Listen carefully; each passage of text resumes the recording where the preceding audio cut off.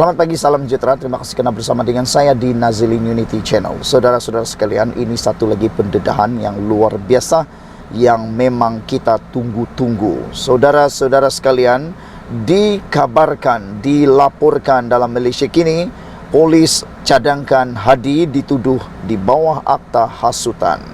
Sebelum kita teruskan ulasan kali ini, jangan lupa tinggalkan komen anda, tekan butang subscribe, itu percuma menyokong untuk mengembangkan channel ini. Saudara, sejak akhir-akhir ini, isu 3R semakin banyak dimainkan di dalam kempen-kempen pilihan raya.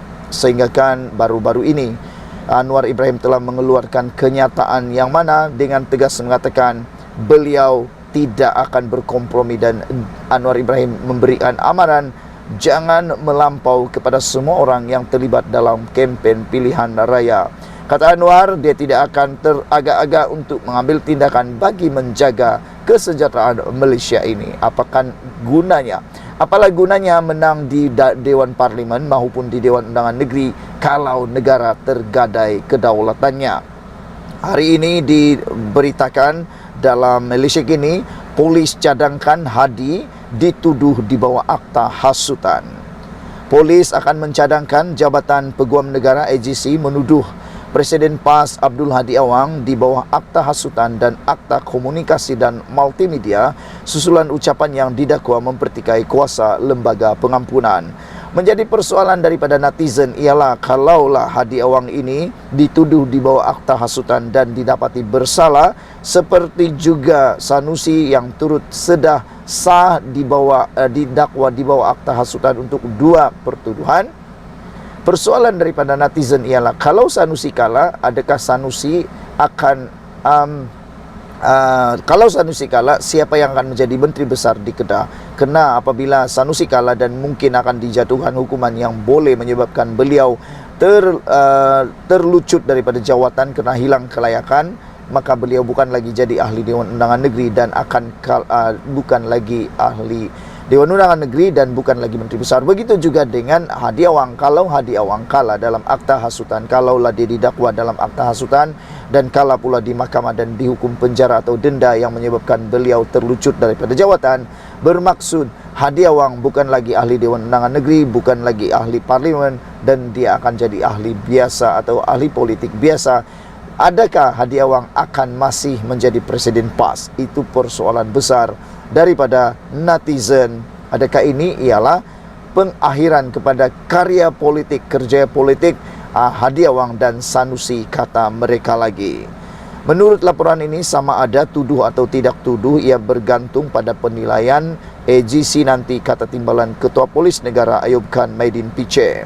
Kenyataan itu dibuat beberapa jam selepas unit siasatan jenayah terkelas Bukit Aman mengambil keterangan Hadi di Ibu Pejabat PAS di Kuala Lumpur pagi tadi. Hadi disiasat di bawah seksyen berhubung ucapannya di Johor pada 26 Ogos.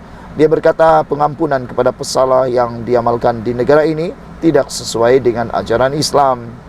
Katanya, anggota keluarga mangsa jenayah yang berhak memberikan pengampunan, bukan lembaga pengampunan. Kes itu sebahagiannya daripada kes agama, raja dan kaum 3R.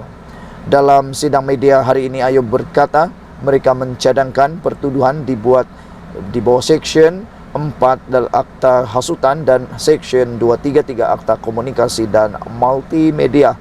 Katanya ketasiasatan dijangka dimajukan dalam minggu ini. Sekian dulu untuk kali ini. Jangan lupa tinggalkan komen anda. Sila tekan butang subscribe. Kita jumpa lagi. Bye-bye. Selamat pagi, salam sejahtera. Terima kasih kerana bersama dengan saya di Nazilin Unity Channel. Sebelum kita teruskan ulasan dan isu pada pagi ini, jangan lupa tinggalkan dulu komen anda dan juga tekan butang subscribe, itu percuma, anda tak perlu bayar apa-apa. Saudara-saudara sekalian, kejutan besar kepada kita semua ialah apabila pendedahan demi pendedahan daripada pemimpin-pemimpin di Parlimen Pulai untuk pilihan raya makin menjadi panas. Terkini daripada Nur Jazlan, beliau mengatakan dalam petikan di BH Online, Perikatan Nasional makin terdesak di Parlimen Pulai. Itu komen daripada Nur Jazlan.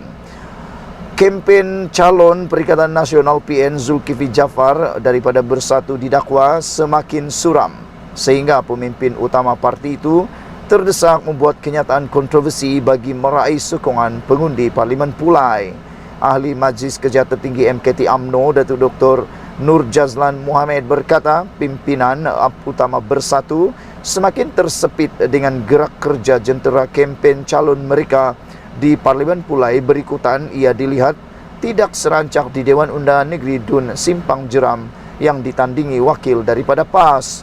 Katanya, kelemahan jentera kempen PN di Pulai disebabkan penyokong PAS dilihat lebih memberi tumpuan kepada calon mereka di Simpang Jeram yang dikatakan memiliki peluang cerah untuk menang di kerusi Dun berkenaan.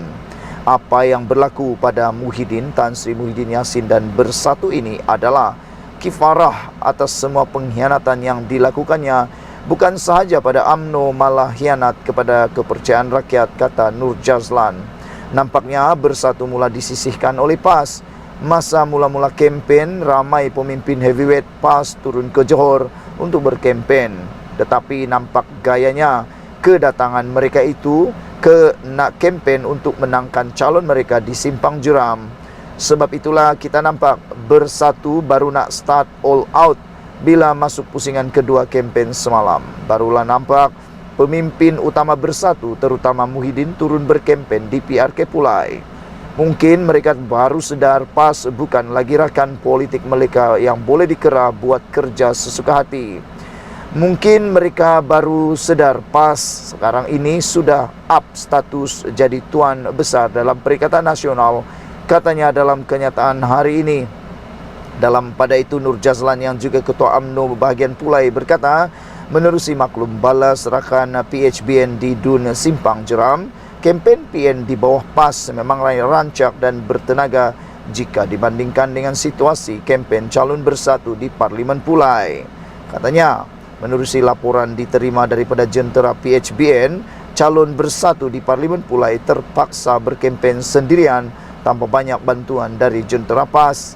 Apabila baca laporan media pun, mereka tulis kempen PN di Simpang Jeram lebih meriah berbanding di Pulai. Jadi kerana itulah, pemimpin Bersatu terpaksa kerah keringat sendiri turun padang untuk pastikan calon mereka menang di Pulai.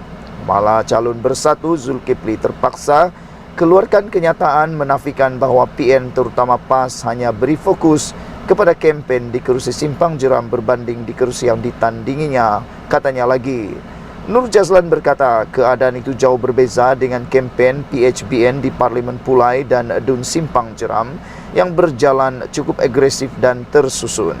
Katanya, pemimpin utama dari PHBN silih berganti turun padang untuk berkempen memastikan kemenangan calon di kedua-dua PRK. Selepas pemimpin UMNO datang, pula pemimpin PKR, selepas itu pemimpin DAP pula turun kempen, selepas itu pemimpin Amanah juga selalu lawat kawasan.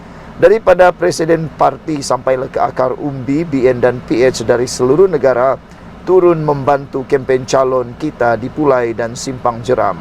Sebab itulah PN terutama Bersatu makin cemas dan mereka sendiri dapat rasakan akan kalah di kedua-dua KRK tersebut, katanya lagi. Sekian dulu untuk kali ini. Apa pendapat anda semua tentang laporan berita dari BH Online ini?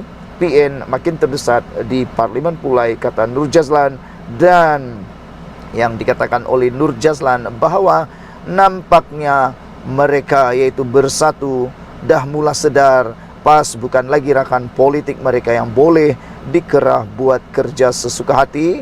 Mungkin mereka merujuk kepada Bersatu mula sedar PAS sekarang ini sudah up status dari jadi tuan besar dalam Perikatan Nasional. Sekian dulu untuk kali ini. Jangan lupa tinggalkan komen anda, tekan butang subscribe. Kita jumpa lagi. Bye-bye.